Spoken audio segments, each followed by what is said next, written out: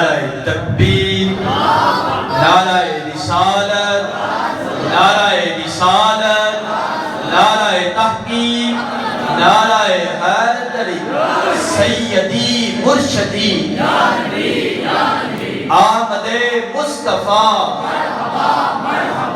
آپ کے سامنے حضرت مائی حلیمہ رضی اللہ تعالیٰ عنہ آپ کا قصہ بیان کرنا ہے اشعار کی صورت میں۔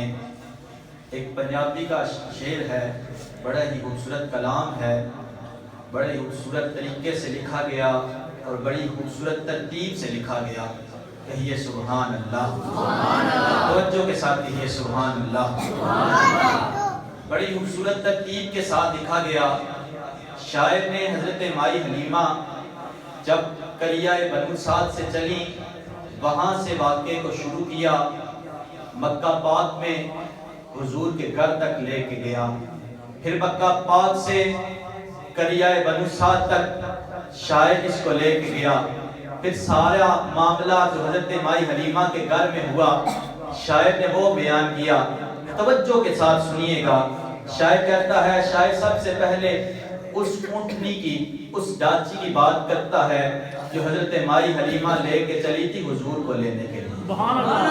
کہتا ہے کہ کدی اٹھتی سی، کدی بہندی سی، اور ڈگدی ڈھہندی رہندی سی۔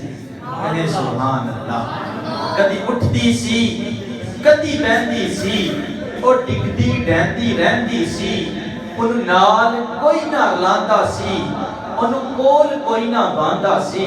او دی لنگدی کیویں دہاڑی سی، دی ڈاچی سب تو ماڑی سی، اور ڈاچی تے جڑی ماری سی ادا نام حلیمہ دائی سی۔ آخر وچ وکے آئی سی، پچھے آکے او پچھتائی سی۔ اس ہر بوا کھڑکایا ہے، انہوں ہے کسے نہ پایا ہے۔ دردی بڑی سوالی سی، اور دی جولی پھر بھی حالی سی۔ جدو سارے اور پاسیوں رہ گئی ہے، سرکار تے بوئے بہ گئی ہے۔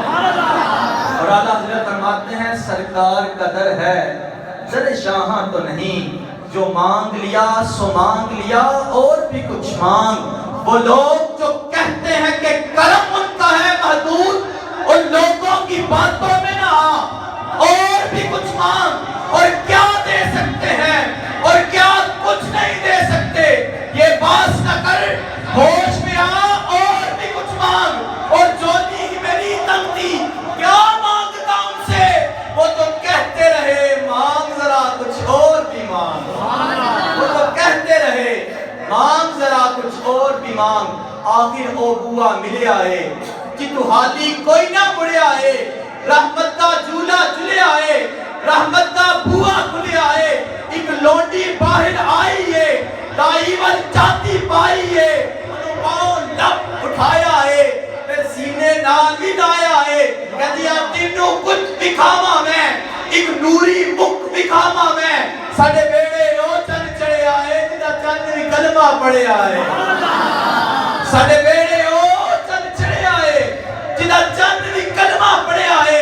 پہ جڑی نال حلیمہ دائیے، جد نظر سونے ول پائیے، دل پڑ کے اپنا بہ گئیے، سرکار تکتی رہ گئیے۔ کیونکہ جب حسن تھا ان کا جلوہ نما، انوار کا عالم کیا ہوگا۔ ہر کوئی فدا ہے بن دیکھے، دیدار کا عالم کیا ہوگا۔ اور ایک اور شاعر ہے، انہوں نے بڑا خوبصورت کلام لکھا ہے۔ آپ فرماتے ہیں کہ تیری دید جس کو نصیب ہے، وہ نصیب قابل دید ہے۔ تیری دید جس کو نصیب ہے، وہ نصیب قابل دید ہے۔ تیرا دیکھنا میری عید ہے، تیرا روح کلام مجید ہے۔ اور تیری دید کرنے کو خود خدا تجھے پاس اپنے بلا لیا، اور بٹھا کے سامنے یہ کہا میری آج عرش پہ عید ہے، میری آج عرش پہ عید ہے۔ جڑی نال حلیمہ دائیے، جد نظر سونے ول پائیے، دل پھڑ کے اپنا بہ گئیے، سرکار کو تکتی رہ گئی۔